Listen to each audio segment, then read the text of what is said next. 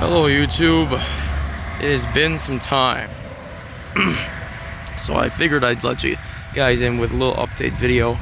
Not a whole lot's going on with the cars, but a lot's been going on with me. I got really sick around Christmas time. I had COVID, and then I had a number of infections, tonsillitis, ear infections, sinus infection, then I had like RSV, and a couple other diseases. I had an allergic reaction to some of the medication they gave me, and it just has not been a good time.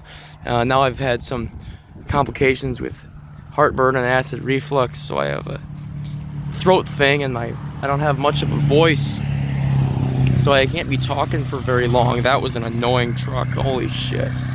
Can't be talking for very long. It doesn't hurt to talk, I just don't have much of a vocal range right now. And of course, it's the busiest time of the day. Everybody's going to get their kids from school, so I gotta kind of talk over the traffic a little bit. But nothing's been going on with the Oldsmobile. It did end up being a snowstorm around New Year's, so I put the sandbags in the back, so the car's kind of got a bit of a squat right now. But as you can see now, it's like springtime. It's the grass is green and the snow is melting. It's 50 degrees right now. Actually it's 48, but can you believe that? This is being recorded on January 31st, 2024, and the grass is green like it's the middle of April. I can't believe that. That's just nuts. Last year there was like 6 feet of snow and it was like negative 25 degrees. This year it's like 75 degrees warmer than it was last year, same time of the year, and there's no snow, or melting snow. But anyway, beyond all that, last we talked about this. Actually, I don't even know if I posted that video. My heat wasn't doing very well, so I ended up replacing the heater core, and that didn't really help anything. So the heat doesn't really work all that well. I can't get it to work. I don't know why it doesn't work. I've just decided that I don't really drive it when it's really cold out. I've decided pretty much anything below 20 degrees, I just drive a Citation, because that has working heat, and it works very well. It actually gets hot, so you have to take your jacket off and you start sweating. This does not have heat like that, so I ain't been driving this when it's cold, but I'll be driving this for a while now because of how warm it is. So within the next couple weeks here, I'm probably going to take them sandbags out so I can get a little better gas mileage, because I don't need them if there ain't no snow on the ground. And then I'll be taking those winter tires off there, and putting my regular white walls back on there with the regular smoothie dog dish hubcaps that I've got for it. That'll probably won't be until like mid-March though, because I don't want to take them off and then get a surprise snowstorm in the middle of March and have to put them back on, so or not have a car to drive for that matter, because the Citation doesn't handle poorly in the snow, but it doesn't handle good, so it's better to just have this one, because this one handles phenomenally in the snow, when it's got these tires and the sand in it and all that stuff. So not much has gone on with this. It's still driving good. I haven't had to work on it or do anything. I've actually been pretty bored because there's nothing to work on. But nothing wrong with it. It's been good. That's been going on with the engine, carburetor, all that stuff's still good. The coolant leak stopped because I put that stop leak shit in there, that K-seal, and that actually worked on the frost plug leaking. So that's fixed, I guess. But yeah, nothing else has been going on with it, so I got nothing else to work on or report. In the summertime, what I'm going to do probably is install a lower radiator hose heater, because the Citation has one. I initially thought it was a block heater, but I actually looked closer, and it's just a lower radiator hose heater, and it works great. I wouldn't imagine a cheapo little piece of shit like that would work, but it does. So this car is going to get one too, so I can drive this next winter in the sub-zero without it not starting.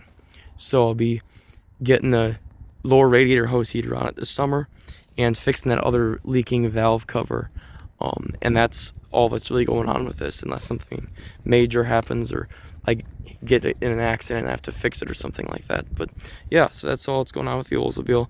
Let's go to the other ones before I run out of voice here. All right, we'll get with the citation here since I already started talking about it a little bit. And I do apologize for the traffic noise. There's nothing I can do about it. This is the busiest time of this road because everybody on this road, the school they built is like out there somewhere, kind of halfway in town, halfway out of town. So everybody that lives on this road goes and picks up their kids instead of paying for school bus fees. And just, it makes the road so much busier and annoying to deal with. But anyway, nothing's really changed with this either. Like I said, it handles okay in the snow, but the short wheelbase and the front wheel drive is annoying as hell to deal with. And it spins out really easy and spins around and all sorts of fun stuff.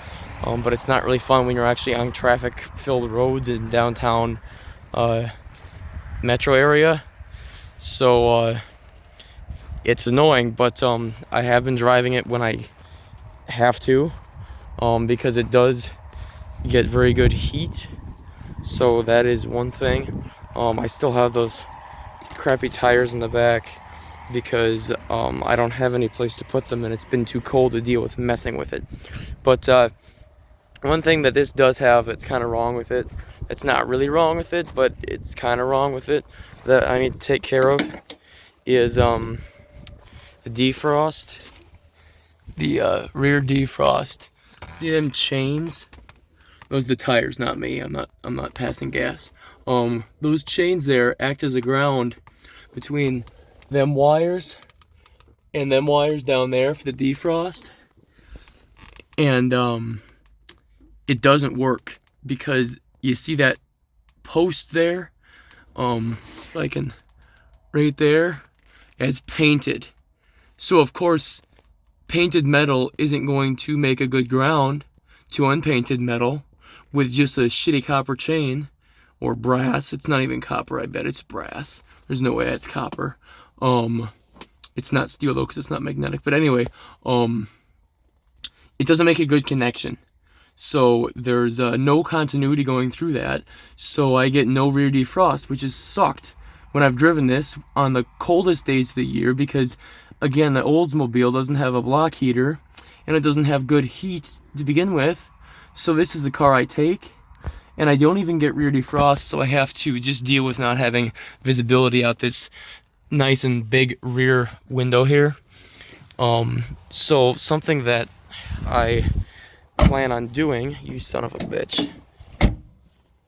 Something I plan on doing, probably this spring or later in the summer, is figuring out some kind of a way where I can make a deal where there's a wire that runs from this here connector all the way back to that one down there. It's not really gonna work with the way that the camera is. It's okay. You get what I'm trying to say. Because if I just put a straight wire, when you open it, it's gonna extend and it's gonna rip the wire off or bend something that shouldn't be bent or unplug it or some other thing that we don't want to happen.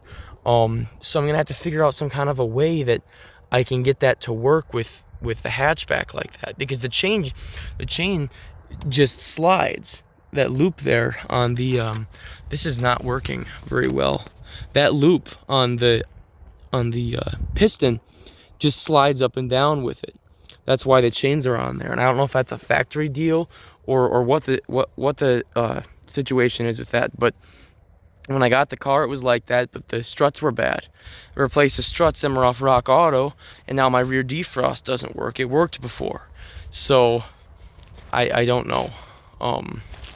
Something's gonna have to be done about it, but I haven't quite figured that out yet. Other than that, it actually drives and stuff. There's nothing wrong with it. I didn't even have a single breakdown in the cold, which was nice. It doesn't idle very well. I have to crank the idle up. The choke does not seem to work still, so at least it's not sticking anymore. It's not stuck on high idle cam. It's just on extremely high idles at like 1100, 1200 RPM in park, and then in gear it's at like 1,000 So it diesels every time you shut it off, which sucks, but it's better than not running at all, because if you turn the idle down, it won't run. And I've got to go through it and rebuild the carb and mess with it. But this carb intimidates me, to be honest with you. So I don't know, for a beater like this, I don't know if I actually even want to deal with it. I might just leave it, and it's going to be the way that it is. But anyway, only things I've done is this here. The washer nozzle was clogged, and I tried to unclog it by sticking a screwdriver down there, but that didn't do anything. It just made it worse, and it wouldn't even spray any fluid. So I took this off, or I lifted it up. You actually have to take this trim off, and part of this black windshield weather stripping thing, you have to take that off too, and kind of lift the windshield, because the bolts for this are underneath the glass right here, right here, right here, all the way across. So I couldn't take it off, but I did lift it up, ran some new vacuum hoses, and just stuck these T's in here like that, and zip tied it to this grill here. And that's the washer now. I just unplugged the vacuum line from this and plugged it directly into that.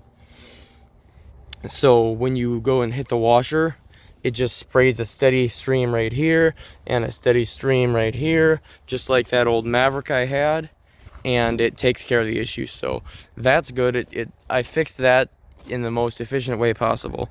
This body filler replacement that this previous owner did is starting to come off. Not that I care. But it is coming off, and I pushed it back in once, and it just came back out.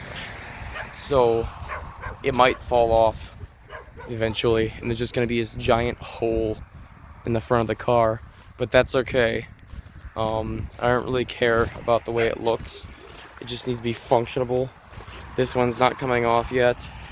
One of the rear ones was coming off last I checked too. This one's okay yet. I believe it was this one then. Maybe not. I thought one of the rear ones was flapping around one day, but maybe I'm just mistaken. Maybe it's just this front one. But I don't know. I probably won't do anything about it. It'll fall off, and if it doesn't fall off on the road, I'll pick it up and I'll put it in the back seat, but I'm not going to ever put it back on. I don't care. It's, I don't know why this guy cared. It's just a Chevy Citation. It's not like it's a Cadillac or something that people actually want those on. Anyway, that's enough on that. Talk about the Cadillac here. I have been driving it in the winter, and the climate controls is not as annoying as I initially anticipated it to be, but it isn't fun either. I can't get hot air to come out the dash vents, just like I knew I wasn't going to. So it's kind of cold initially to begin with, but after about 30 minutes it warms up kind of like your house does. So you just kind of get in the car from outside and it's just warm, but you can't actually feel where the air is coming out. It's coming out of vents that are actually up underneath the dash, so you can't feel the air coming out on your legs even. It just slowly warms up the car. I must say that was really bad grammar, but I don't know what I'm trying to say here. This defrost vent sucks, okay? You got this big ass windshield, you got one defrost vent right in the middle. It sucks. It takes forever for it to defrost the whole windshield. I don't know why they would have done that. Chevy did that for a while, even on the lower end cars, like a Chevy Cavalier. I worked on one at work recently. Same design. One defrost vent right in the middle. At least on that, it was a small car though, so it wasn't that big of a deal. But on this, it's a big deal, especially for being a high-end luxury car. I don't know why they would have done just a small vent like that. It just annoys me. But anyway, that's one of the complaints I have about that. But other than that, I don't know if I made a video on it. I know I did on getting the codes out of the entertainment center thing in there. But I had a bunch of ABS codes in here. I diagnosed it. I don't know why I spent 3 hours diagnosing it, because I don't even like ABS. I think I was just trying to make it so my dash lights weren't lit up like a Christmas tree. But eventually I ended up doing all the tests and ruled everything out except the fact, it ruled everything out. So the only thing it can be is the actual ABS, like, motor pump thing. Can't get them anymore. You can only get them from junkyards or new old stock for like $800. So I thought, why am I spending $800 on something for a feature I don't even like? So I covered the lights up with tape, and life has been good. I don't even have to deal with ABS anymore because I hate it anyway. But it does not handle very well with or without ABS. It handles like shit. So I just pray that every time I drive it, I don't get stuck in a surprise snowstorm, because it doesn't handle very good. The only thing I'm going to do to this car in the future here is later this summer, I've got a big ass trip planned with this. It's over 1,000 miles across the country. I'm going to be replacing them rear control arms, because those rear control arms are so rusty and welded together with like angle iron that I do not trust that anymore. I barely trusted it for this winter, but I'm not going to trust it for 1,000 miles. Just not. No, I'm not doing that. So I'm going to be replacing those. I got junkyard ones off eBay for about $60 a piece. I got both of them. I got a set.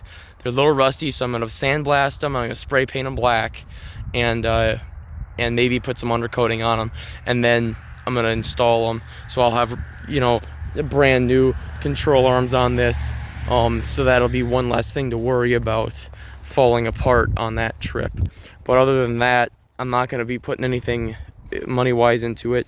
I thought about trying to get some of these scratches and dents fixed so I can have a little bit of a nicer looking car, especially if I replace the control arms, and eventually the U-joints in the drive shaft, because everything's so rusty. But I think I'm not going to do any of that, because I really don't think I should have bought this car. It just doesn't fit what I'm looking for a car, for what I bought it for. I bought it to do road trips, and it's just not. It rides nice, and that's about it. I don't like it other than that. It's annoying, it's uncomfortable, the seats aren't, if I didn't have them padded seat covers on there, I would not be able to stay in this car for more than an hour. It's so uncomfortable, it's like riding on a goddamn bench. This thing is more comfortable than the seats in that car. I don't understand how that can be possible, but it is. So I'm you guys who were interested in this when I made a video on this car, keep an ear out. Next year, not this summer, but next summer, 2025, I'm probably going to be selling, actually no, I am going to be selling this, and I'm going to be getting another Lincoln, or maybe a Buick, but it's not going to be this, because it's just not what I'm looking for. And there's no rust on the body except for this tiny little piece right there, which is gonna be bigger, admittedly, when I sell the car, because I don't rust proof my shit. But there's a lot of rust on the frame. So those of you who were interested, people were offering me $2,500 cash, which is $500 more than I paid for it. So it doesn't cover all the things I've done to it with the exhaust and everything since, and the new radio. But it does cover the cost of what I paid for it. But you guys, you gotta realize something. You don't want this car. If you're a collector, you don't want this. It looks good on camera. One of these days I'll show you what it looks like underneath. It's so bad you can just pull chunks of the frame off with your bare hands. You kick it and just rust just from underneath. It's a rust bucket. You don't want this car.